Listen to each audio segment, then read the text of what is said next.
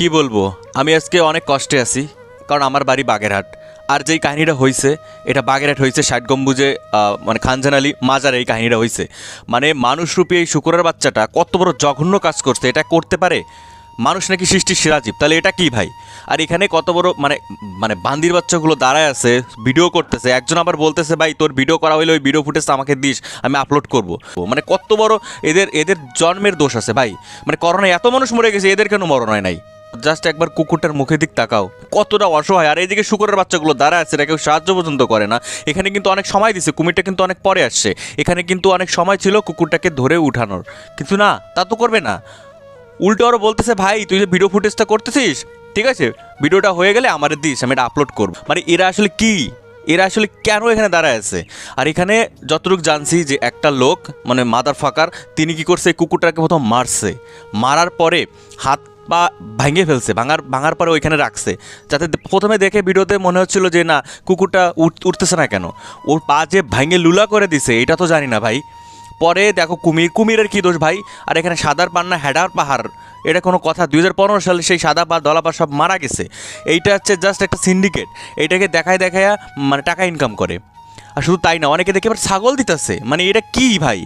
যত সম্ভব এদের আইনের আয়তে আনা উচিত ভাই। আমার মাথা গরম হয়ে যাইতেছে। মানে এখানে একটা পুরোই সিন্ডিকেট তৈরি করছে।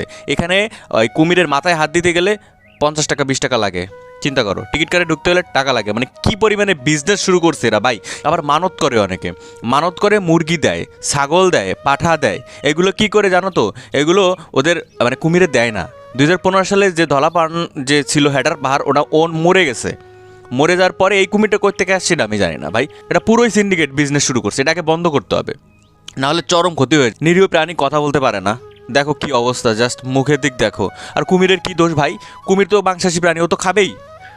আমার কথা হচ্ছে, ওরে এখানে রেখে কী লাভ? সুন্দরবনে পাঠাই দাও, ওর মতো ফ্রিডমভাবে থাকুক, মানে ঘুরে বেড়াক। আগে যে কুমিরগুলো মারা গেছে এখানে, এদের না খাইতে দিত না। মনে করো কেউ মানত করছে একটা মুরগি দিবে, দিল একটা মুরগি, ওই মুরগিটা না মানে সামনে ঠিকই দেওয়ার পরে ওইটা উঠায় নিয়ে যায়, ওইটা আবার বাজারে বিক্রি করে। মানে কীরকম বিজনেস ভাই, বিজনেস পলিসি। এই শুকুরের বাচ্চাগুলো ধরে এদের মানে লুলা করে দেওয়া দিয়ে এইখানে এই কুকুরের জায়গায় ওকে এখানে রেখে তারপরে কুমিরদের খাওয়ানো উচিত। কত বড় মানে জানি না।